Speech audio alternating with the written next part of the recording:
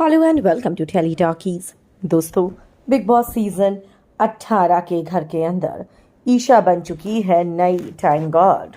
लेकिन यहाँ पर आखिर ईडन क्यों हार गई? कैसे बनी ईशा टाइम गॉड? ईशा ने चली सबसे घिनौनी चाल, एक ऐसी चाल जिसके बारे में सुनकर हो जाएंगे आप भी हैरान।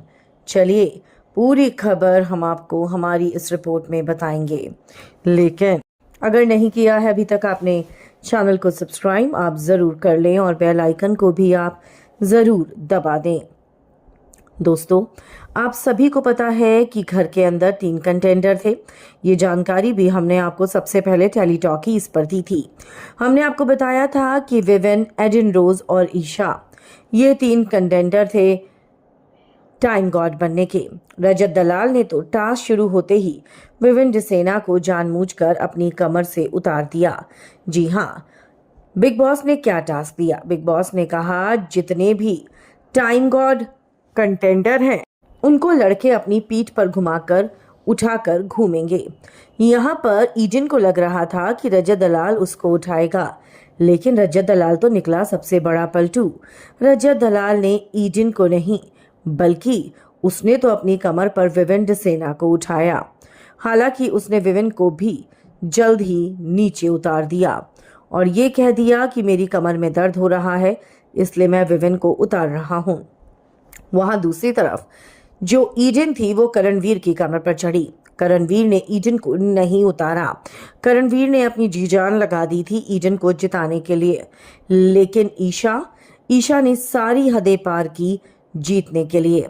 जी हाँ, हम आपको बता दें कि ईशा ने सबसे बड़ी चाल चली। ईशा ने ईडन की पैंट को पीछे से चीर दिया। ईशा अविनाश के कंधों पर चढ़ी थी। अब ऐसे में अगर ईडन को नीचे लाना है तो उसके लिए करणवीर को ईडन को नीचे उतारना होगा।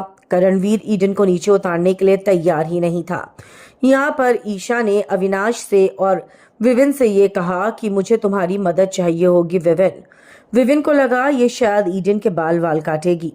विवेन ने भी शराफत के साथ उसको कैंची दे दी किचन से निकालकर। जी हाँ, ईशा ने कैंची मांगी थी। ईशा गई और ईशा ने जाकर ईडन की पैंट को पीछे से काट दिया, जिसकी वजह से करणवीर को शर्म आने लगी और करणवीर ने ईडन को नीचे उतार दिया। साफ है कि यहाँ पर ईशा ने टास्क में सबसे गंदी चाल चली है। कोई भी लड़की किसी भी लड़की के इस तरीके से कपड़े नहीं फाड़ेगी। आपको क्या है लगता?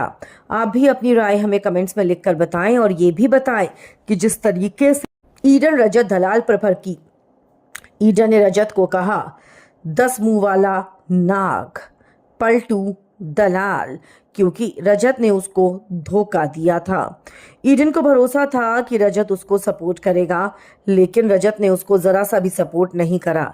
रजत रिश्ते निभाना नहीं जानता है, लेकिन फिर भी बिग बॉस हमेशा दिग्विजय को टारगेट करते हैं, जो कि सरासर गलत है।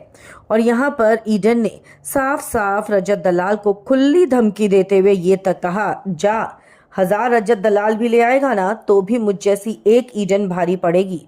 तूने इस वाइल्ड कार्ड को ना हल्के में ले लिया। मैं हल्के में लेने वाली हूं नहीं। अपने पर आ जाऊं ना तो अच्छों की फाड़ दूं। अब यहाँ पर ईडन की दुश्मनी ईशा से पूरी तरीके से हो गई, यानी कि विवेन से भी हो गई। अब यहाँ पर ईडन कहीं ना कहीं विवेन पर सवाल उठाएगी कि तुमने कैंची क्यों दी। तो वहां पर दूसरी तरफ जो रजत दलाल है उसके ग्रुप से भी हो गई। तो ईडन अब साथ देगी करणवीर का, लेकिन विवेन डिसेना की डिसेंसी के बारे में सबको पता है। तो हमको तो यही लगता है कि बहुत जल्द ये राज भी खुल जाएगा विवेन डिसेना के सामने कि कितनी ईविल है ईशा और किस तरीके से वो विवेन की इमेज को खराब करने की कोशिश कर रही है। आपको क्या है लगता?